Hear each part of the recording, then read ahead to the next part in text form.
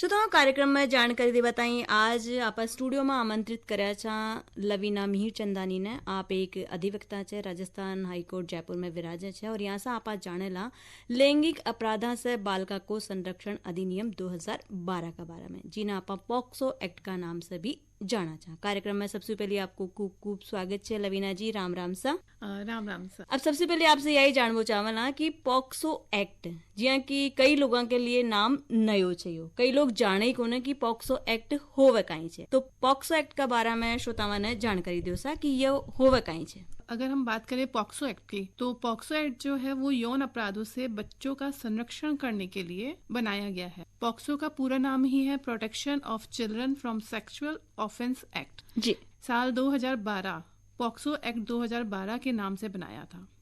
जी। इस कानून के जरिए नाबालिग बच्चों के प्रति यौन उत्पीड़न, यौन शोषण और पोर्नोग्राफी जैसे यौन अपराधों, छेड़छाड़ के मामलों में कार्रवाई की जाती है। इस कानून के अंतर्गत अलग अलग अपराध के लिए अलग अलग सजा निर्धारित की गई है। जी। जो हमारे सुप्रीम कोर्ट ने साक्षी वर्सेस यूनियन ऑफ इंडिया 1999 में बाल शोषण से निपटने के लिए जी आईपीसी की धाराओं को अपर्याप्त माना गया था, जिसके शुरुआत करने के लिए महिला विकास मंत्रालय ने कानून बनाया, जिसकी स्टार्टिंग की थी 2009 में, जो अंत में पॉक्सो अधिनियम जाकर बना। जी। तो इस प्रकार से यौन अपराधों से बच्चों का संरक्षण करने के लिए इस एक्ट को बनाया गया था। अब आपसे यह जानवो चावला कि ये जो पॉक्सो एक्ट लागू होवे छे, पॉक्सो एक्ट अधिनियम, ये कौन सी जगह पर लागू होवे छे? देखिए, ये पॉक्सो एक्ट सभी बच्चों के लिए लागू हुआ है और ये पूरे भारत में लागू होता है। जी। पॉक्सो एक्ट का उपयोग जब किया जाता है जब किसी बच्चे के साथ बच्चे के शरीर के किसी भी हिस्से में जी कोई व्यक्ति अगर अपना प्राइवेट पार्ट डालता है तो इसकी सजा सेक्शन 3 के तहत अपराध किया गया माना जाता है, और जिसकी सजा सेक्शन 4 के तहत सजा तय की गई है, जो कि 7 साल से लेकर आजीवन कारावास का प्रावधान किया गया है। जी। इसी के अंतर्गत जब कोई पुलिस अधिकारी, सशस्त्र बल या सुरक्षा बल या लोक सेवक जी या जेल या संरक्षण गृह या अस्पताल या शैक्षणिक संस्था या धार्मिक संस्था का कोई बाल साधक जिसके अंडर में वो बच्चा है, जी, उनके द्वारा अगर ऐसा कोई बच्चे पर असॉल्ट किया जाता है तो इसे एग्रीवेटेड पेनिट्रेटिव सेक्सुअल असॉल्ट माना जाता है। जी। इसकी सजा सेक्शन 5 में जाती है और सेक्शन 6 में इसका पनिशमेंट माना गया है, जिसकी कम से कम सजा 20 साल की गई है और जिसके अंदर टिल डेथ पेनल्टी भी हो सकती है। और यहीं पर जब कोई बच्चे के प्राइवेट पार्ट को टच करता है या किसी बच्चे से अपने प्राइवेट पार्ट को टच करवाता है तो इसकी सजा धारा 8 के तहत सजा दी गई है, जो कि 3 साल से लेकर 5 साल तक दे दी गई है। जी। और यदि कोई बच्चे को पोर्नोग्राफी दिखाता है या पोर्नोग्राफी हेतु बच्चे को यूज करता है तो इसमें भी सजा का प्रावधान किया गया है, जो कि कम से कम 3 साल और साथ में पेनल्टी को भी इंक्लूड भी किया जाता है और ज्यादा से ज्यादा इसको 5 साल तक ले जाया जाता है।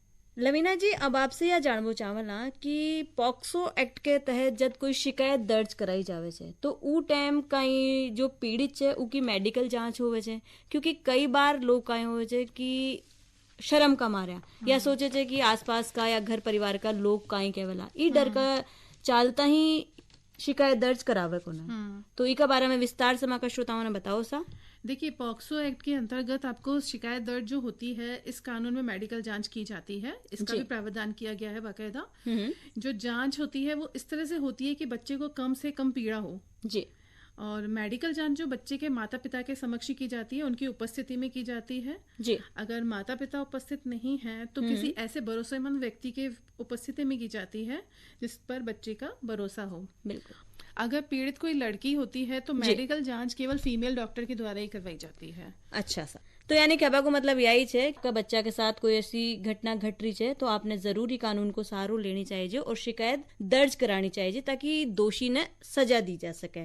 वाह। अब आपसे यह जानबो चावला लवीना जी कि पॉक्सो एक्ट अधिनियम की जो मुख्य विशेषता है वह कहीं है या इसका मुख्य उद्देश्य कहीं रखा गया है, कौन सा उद्देश्य है ध्यान में रखकर यो एक्ट बनायो गयो है ताकि बच्चा ने सुरक्षित रखा जा सके, माता पिता चिंता से मुक्त रह सके। देखिए, सबसे पहले तो इसका उद्देश्य यही है कि लैंगिक हमले जो बच्चों के ऊपर होते हैं, लैंगिक हमले, जी, लैंगिक उत्पीड़न या कोई अश्लील साहित्य जे अपराधों से बालकों को संरक्षण प्रदान करना है और ऐसे अपराधों का विचारण करने के लिए कोई विशेष न्यायालय की स्थापना की जाती है इसके अंतर्गत, जी, जहाँ पर उसका रूम ट्रायल किया जाता है, उसका कैमरा ट्रायल किया जाता है, कैमरा ट्रायल के द्वारा बच्चे का ट्रायल किया जाता है। अब अगर हम विशेषताओं की बात करें तो इस अधिनियम में 18 वर्ष से कम के बच्चों को परिभाषित किया गया है और ये कानून लिंग तटस्थ है, अर्थात बालक और बालिकाओं के लिए समान है जी। यहाँ तक कि ये तीसरे लिंग जो ट्रांसजेंडर कहलाते हैं उनके लिए भी समान है।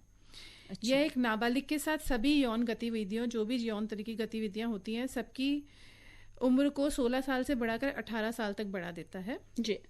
अधिनियम में यह भी बताया गया है कि यौन शोषण में शारीरिक संपर्क शामिल है या नहीं है। बच्चे के बयान जो दर्ज किए जाते हैं उसके अंदर विशेष प्रक्रियाओं का पालन करना जरूरी होता है। अच्छा। सभी के लिए ये अधिनियम जो है यौन अपराधों के बारे में पुलिस को रिपोर्ट करना अनिवार्य है। नहीं करने पर दंड का प्रावधान किया जाता है। यदि कोई पुलिस अधिकारी इस चीज बारे में कोई रिपोर्ट नहीं लिखता है तो उसके अंदर दंड प्रावधान किया जाता है। अच्छा। इस अधिनियम में प्रावधान किया गया है कि बच्चे की पहचान को मीडिया द्वारा खुलासा नहीं किया जाए, उसको छुपा के रखा जाता है जब तक सुनवाई पूर्ण नहीं हो जाती जी। और बच्चे कानूनी सहायता हेतु कानूनी प्रतिनिधित्व के हकदार होते हैं, उनको free of cost legal advice दी जाती है। बिल्कुल, यानी कानूनी सलाह के लिए भी कोई वकील वगैरह करे तो कोई पीसो कौन लागे। हाँ, वो उपलब्ध करवाया जाता है। साथ में बच्चे को अगर संरक्षण, देखरेख और संरक्षण की आवश्यकता महसूस की जाती है जी तो उसको पुनर्वास भी उपलब्ध करवाया जाता है, साथ में मुआवजा भी शामिल किया गया जी। श्रोतामा कार्यक्रम चाल रहे छे पणियारी और आप बात कर रहा छा लवीना मिहिर चंदानी से। आप एक अधिवक्ता छे, राजस्थान हाईकोर्ट में विराजे छे और आपने बता रही छे कि लैंगिक अपराधा से बालिका को संरक्षण अधिनियम 2012 पॉक्सो एक्ट काई छे, काई का प्रावधान छे, काई विशेषतावां छे और किन तरह को फायदो ले सके छे। बातचीत ने आगे भी जारी रखता हुए आपसे जानबो चाहला लवीना जी कि ग्रामीण क्षेत्र में अगर ई एक्ट की जागरूकता फैलानी होवे तो वो आपा क्या वहां लोगों ने जागरूक कर सका चा, क्योंकि कई लोग कई हो छे कि शहरी क्षेत्र में तो सबने जागरूकता है, ग्रामीण क्षेत्र में लोग ने तो जाने कदे जाने छे तो यही कौन समझ पावे कि कोड़े चाला किया कहीं काम करा तो कोर्ट कचहरी का चक्कर लागेला, अरे शर्म आवेली। तो यहाँ सब भ्रांतियां से किया निजात पाई सके छे और किया ग्रामीण लोगों ने जागरूक करो जा सके छे कि आपका बच्चा के साथ अगर ई तरह को व्यवहार कोई कर रहा छे तो वे कया शरण लेवे। एक बार हम विस्तार से मैं श्रोताओं ने बताओ सर।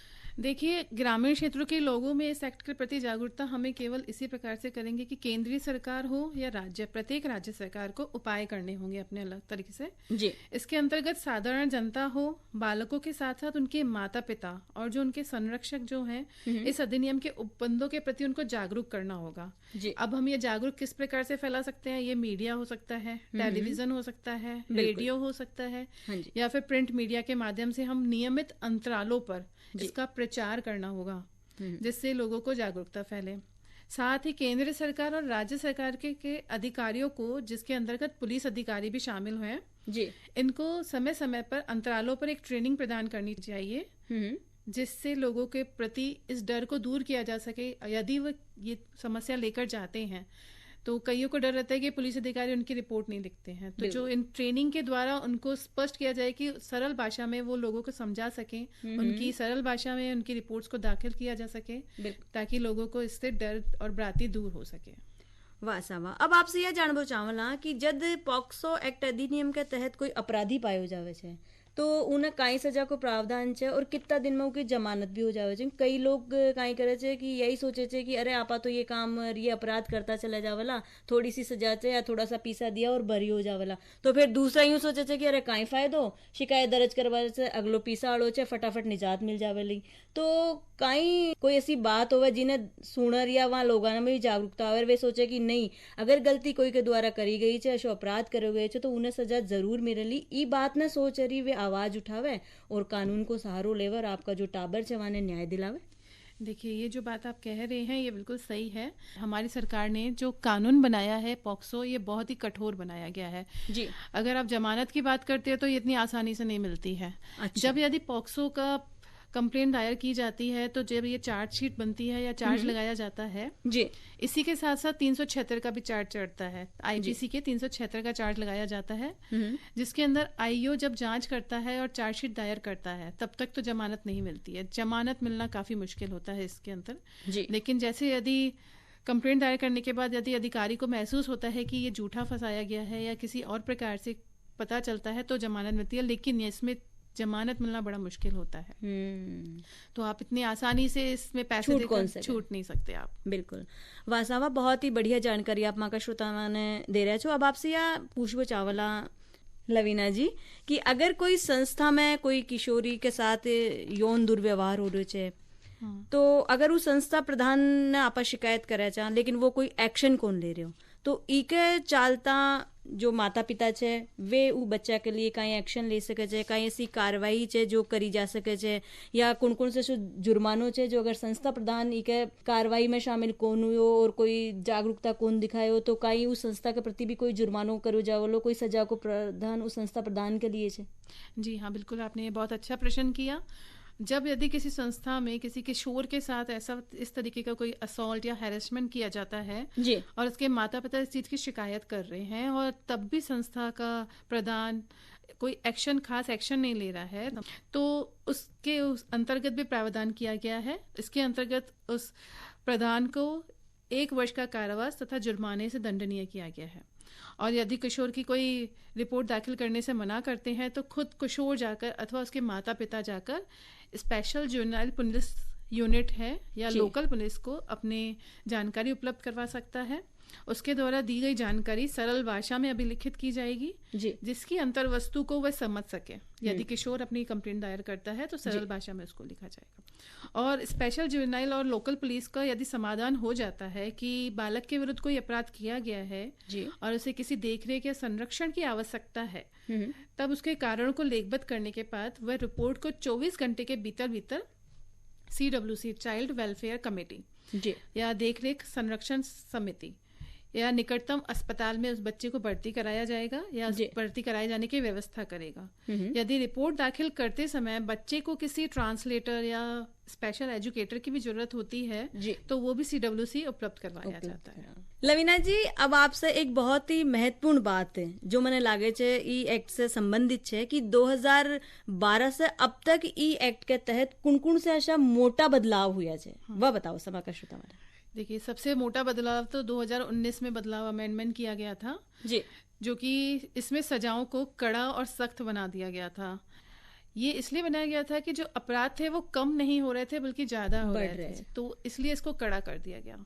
तो सबसे पहला अमेंडमेंट तो 2019 में यही किया गया था कि डेफिनेशन क्लॉज था जिसके अंदर चाइल्ड के साथ पोर्नोग्राफी बहुत हो रही थी, तो क्लॉज DA करके उसमें पोर्नोग्राफी को जोड़ा गया। साथ ही सेक्शन 4 में अमेंडमेंट किया गया था जिसमें क्वांटम ऑफ पनिशमेंट को बढ़ा दिया गया। जहां पहले 7 साल की पनिशमेंट थी वहीं पर इसको 10 वर्ष कर दिया गया। और यदि वो चाइल्ड बिलो 16 ईयर्स आता है तो उसकी मिनिमम पनिशमेंट 20 ईयर्स चली गई थी। और सेक्शन 5 में आता है एग्रावेटेड पेनिट्रेटिव सेक्सुअल असॉल्ट, जिसके अंतर्गत अगर बच्चे के साथ नेचुरल कैलामिटी होती है या ऐसी कोई सिमिलर सिचुएशन होती है बच्चे के साथ जिसमें सेक्सुअल असॉल्ट किया जाता है और बच्चे की मृत्यु हो जाती है, तो वो इस धारा के अंतर्गत इंक्लूड कर दिया गया था जी, यो भी चीज में जोड़ दिया गया था। सेक्शन 6 में इसका पनिशमेंट दिया गया था जिसमें भी इंक्रीज की गई थी। जो मिनिमम 10 इयर्स की पनिशमेंट थी उसको 20 इयर्स कर दिया गया जी। और साथ ही यदि बच्चे के साथ हीनियस क्राइम हो गया है तो उसको डेथ पेनल्टी तक इंक्लूड कर दिया गया। साथ में सेक्शन 9 में इंक्लूड किया गया कि बच्चे को यदि किसी प्रकार का केमिकल सब्सटेंस दिया गया है या हार्मोनल, जिससे बच्चे की जो अर्ली सेक्सुअल मैच्योरिटी हो जाती है, जिससे बच्चा जल्दी अपनी उम्र से जल्दी बड़ा हो जाता है, तो इस चीज को भी इंक्लूड कर दिया गया सेक्शन 9 के अंतर्गत जी। सेक्शन 14 के अंतर्गत इसकी पनिशमेंट को, पोर्नोग्राफी की पनिशमेंट को बढ़ाकर मिनिमम 5 साल, जिसमें बच्चों को अश्लील साहित्य के अंतर्गत प्रयोग किया जाता है या उन्हें अश्लील साहित्य को दिखाया जाता है, तो इसी के अंतर्गत मिनिमम पनिशमेंट को 5 साल कर दिया गया। और जो ये नेट से रिलेटेड था इसके अंतर्गत IT एक्ट को लिंक कर दिया गया, IT एक्ट 2000 को भी लिंक कर दिया गया था। सेक्शन 15 में भी इसके अमेंडमेंट इंट्रोड्यूस किए गए हैं जिसमें फाइन लगाया गया था। फर्स्ट ओकेजन पे 5,000 का फाइन लगाया गया और सेकंड ओकेजन पे इस पे 10,000 का फाइन लगाया गया जी। साथ में अगर ऐसी कोई सामग्री, अश्लील सामग्री को बांट दिया जाता है या कमर्शियल पर्पस के लिए यूज किया जाता है जी, तो फर्स्ट टाइम में उसका 3 साल और मैक्सिमम 5 साल की सजा का प्रावधान किया गया है। और दूसरी बार यदि लगातार वही काम किया जाता है तो इसके अंतर्गत 5 साल और मैक्सिमम 7 साल तक का प्रावधान किया गया है। इन सबको बढ़ाकर इंक्रीज करके माना गया है कि कहीं ना कहीं हमारे अपराधों में कमी आ सकती है लवीना जी, चालता चालता ऐसी कोई बात जिन्हें सुन माका जो श्रोतावां छे वे और भी जागरूक होवे, और अगर वहां का टाबरा की साथ ऐसी कोई ऊंच नीच हो रही छे, वे इका शिकार छे, तो पॉक्सो एक्ट को सहारो लेवे, उके प्रति पूरी जागरूकता रखे, डरे नहीं। तो ऐसी कोई बात जो आप माका श्रोतावां ने कहबो चाहेला? हाँ, मैं ज़रूर ये कहना चाहूँगी, बच्चों के माता-पिता के साथ, अपने बच्चों के साथ क्लियर कम्युनिकेशन रखें। सीधी बातचीत करे, वे काई कह रहे छे हाँ, सीधी बातचीत के अंतर्गत ये सीधी बातचीत आती है, बच्चा अगर कुछ कह रहा है, आप उसको सुने, उसका समझें, उसे समय दें। जी। क्योंकि ज़्यादातर माता-पिता क्या करते हैं, बच्चे की सुनते नहीं है, उन्हें डाँटते हैं। कुछ माता-पिता होते हैं, वो किसी रिश्तेदार या किसी ऐसे से बड़े अटैच होते हैं, बच्चे को फोर्स करते हैं कि आप वहाँ जाएं, या अगर बच्चा वहाँ नहीं जा रहा है या किसी चीज़ के लिए मना कर रहा है, तो आप उसको अंडरस्टैंड करें, कम्युनिकेशन क्लियर, यही बात करें। साथ में जो लड़कियां होती हैं, देखिए, हम उनको सब उपलब्ध करवाते हैं। आजकल के बच्चे स्विमिंग भी कर रहे हैं, पढ़ाई भी कर रहे हैं जी, लेकिन हम क्या नहीं कर रहे हैं, बच्चों को सेल्फ डिफेंस नहीं सिखा रहे हैं। तो लड़कियों को ज्यादा से ज्यादा सेल्फ डिफेंस, ये सब चीजें, सिलाई, बुनाई, कढ़ाई, सब अच्छी बात है, बहुत बढ़िया है। खाना बनाना, आत्मरक्षा का गुण भी, आत्मरक्षा का गुण सिखाएं। बिल्कुल। उन्हें इस बात को समझाएं कि बैड टच और गुड टच क्या होता है, ताकि वो समझ सके कि कौन किस प्रकार से उनको छू रहा है। ये उनको बचपन से ही बताया जाए कि कैसा टच किस प्रकार का होता है, कहाँ नहीं टच करना चाहिए, कहाँ टच करना चाहिए। साथ में हमें अपने बच्चों को चिड़िया नहीं बनाना है, उन्हें गिद्ध बनाना है। हमें उनको चांद नहीं बनाना, हमें उन्हें सूरज बनाना है, ताकि कोई उसने आंख उठाकर देखे तो जल जाए। तो अपनी बच्चियों को अपना आत्मनिर्भर बनाना सिखाएं, ताकि वो आगे जाके अपनी रक्षा सुरक्षा कर सके। श्रोतामा, लवीना मिहिर चंदानी अधिवक्ता छे, राजस्थान हाई कोर्ट में विराजे छे, और आपने स्टूडियो में पधारा और आपने बताया बालका को संरक्षण अधिनियम 2012 काई छे और क्या ही उनमें फायदा दिया गया छे, क्या आप उनके प्रति जागरूकता रखकर आपके टाबरा के साथ अगर कोई ऐसा कृत्य हो रही है, वो पीड़ित छे, तो उसे आपको बचाव कर सके छे। इतनी महत्वपूर्ण उपयोगी जानकारी दे बताई लवीना जी, आपको घणो घणो धन्यवाद सा।